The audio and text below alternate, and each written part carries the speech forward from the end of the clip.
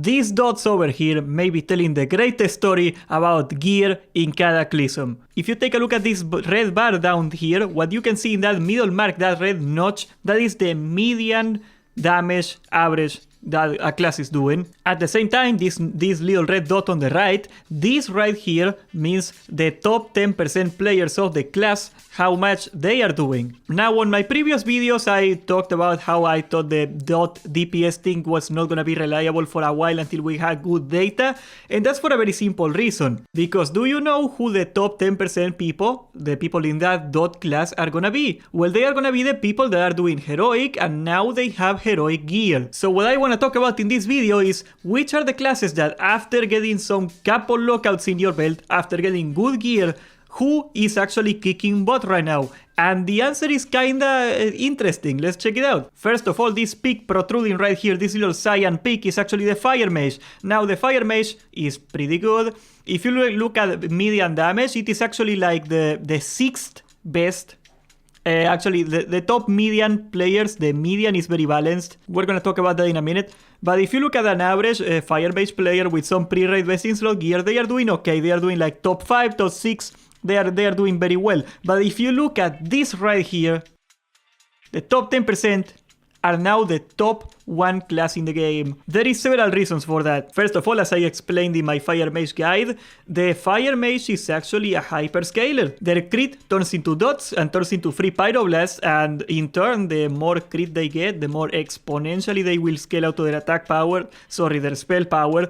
So they are caught up in this little feedback loop onto where getting 10% more gear doesn't mean 10% more damage, but it means like 20% more damage. So even though they are like an A tier, if you look at the averages in the DPS classes, their top players, the people with gear on them that are playing their class perfectly and abusing every single proc, are actually all the way at the top of the charts. Also, this is a lot of cheese, okay? We're gonna talk about cheese here. Mages are the best DPSer in Cho'Gall because they can abuse the new mechanic, their corruption mechanic. Essentially, TLDR, you get full corruption, you stand on stuff and you get damage, but once you get full corruption, you become impossible to heal and you take a bunch of damage, but you can do instant cast. So of course, the class with the 6-second Pyroblast, that's gonna be the biggest cast they can do. Of course, they are gonna kick some major ass in Cho'Gall. 10 out of the 10 top people in Cho'Gall are mages right now for that very reason. But Fire is a very single target oriented and cleave oriented class. And in a tier like tier 11 where there is not a lot of AoE, they are also gonna disproportionately do very well because there is a lot more single target and cleaving,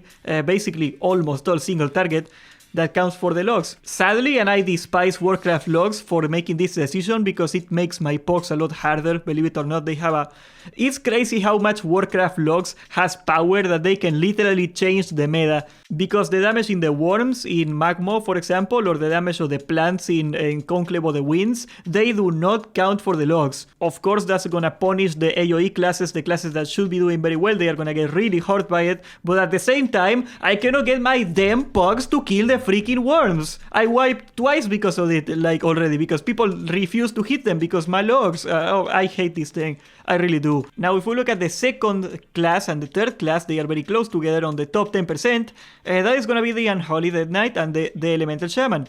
The Unholy Dead Knight I could see coming. The Unholy Dead Knight actually is doing very well in low levels too, but they also scale very well. They have a lot of cleaving options. They have very good AoE options. They work very well at everything actually. If anything, I am kinda surprised that the Unholy Dead Knight is like not further away better into the top 10% because the Unholy Dead Knight is an ungodly hard class to play. But right now there doesn't seem to be like that much of a difference between the average player and the crazy good player. I suppose when more AoE oriented fights in tier 12 come to play, we're gonna see like this gap of like the top 10% of Unholy Dead Knights and the normal Unholy Dead Knight, they're gonna start spreading out like your mom.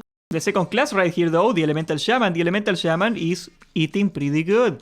They are third on the average DPSers and they are also third on the top 10%. It is a weird combination right there. For a bit of context, these numbers right here, they are indicating that the Elemental Shaman, the Unholy DK, they are about 5% ahead of the other, the second, actually, what is it, the fourth class right there, there's like a big bump between those two and the previous guys. Of course, the fire mage is 10% ahead of everybody. The fire mage is ridiculous. Now, if you take a look at the next ones right there, you got the survival hunter right here.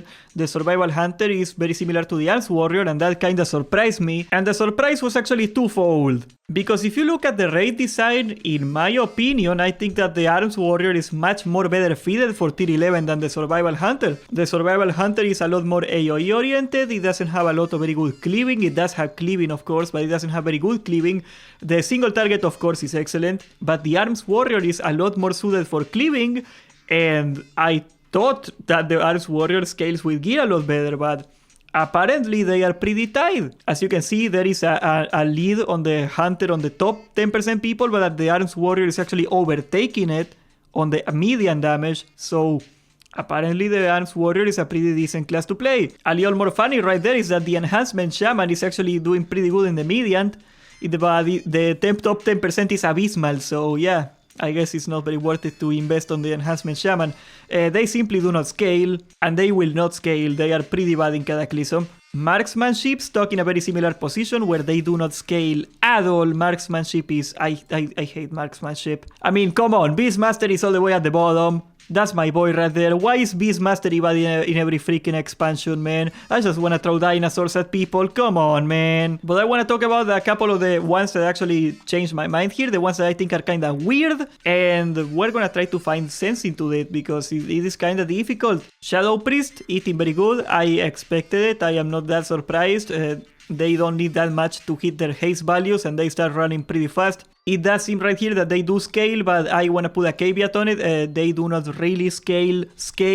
It is more the fact that they can hit their big power spikes and late tier 11. So the upper quartile is going to be like whoop. But do not assume that the straight line is going to keep going up like that, because it won't. They are not going to scale nearly as hard after tier 12. So yeah, I wouldn't count on it too much. The warlocks are all close together. Demonology is not at the top of the median. I am not surprised about that because this is demonology right here. Let me zoom out a little bit. Demonology is this one right here. As you can see, the median is the lowest, and I am not surprised because, as I made many videos in the past, demonology is perhaps the most complex rotation in the game. It takes a lot of skill to pull off properly. It punishes movement. It punishes a bunch of stuff that you consider normal. What did surprise me though is that demonology is not the top 10%. As you can see, destruction, the one below, is actually winning out a little bit. That will not last very long because demonology actually scales a lot better than destruction, but I didn't quite expect to see this. And affliction is all the way at the bottom. Affliction sucks. It is just as hard to play as demonology, and it just doesn't scale. It doesn't do anything for you. Why would you do that to yourself? Do not play affliction. However, guys, the last notable exception, and I gotta make a really important call tomorrow because I legit got no idea what the heck is going on here. Now, it is no secret that boomkins suck in Cataclysm. As you can see right here, they are well on the bottom tier of the median damage. But if you look at here, okay, they are the 5th best class on the top 10%. The best boomkin players are somehow doing as much damage as the destruction warlock right there. As far as I know, the boomkin is not a hard scaler. As far as I know, the boomkin is not like a high skill cap or a cheese or anything like that. If you go to the rankings of every boss, there is no fight where you can see that there is a clear advantage to the boomkin. There is no fight where the boomkin is dominating a fight. So I don't think this is a cheese thing. I don't think they are cheesing it. I think the top players of the boomkin are just legit driving up the numbers like crazy. I don't know. I gotta call Classic Go right now. I gotta set up an investigation. My best bet right there is that there is some chicken out there that is single-handedly moving the numbers up like that. This is something weird. I guess the moral of the story is play fire mages, and if you do not want to play a fire mage because you hate killing bosses, you can play a boomkin. There's always a light at the end of the tunnel, brothers. There's always a light. Subscribe, join the Discord, and thank you for watching.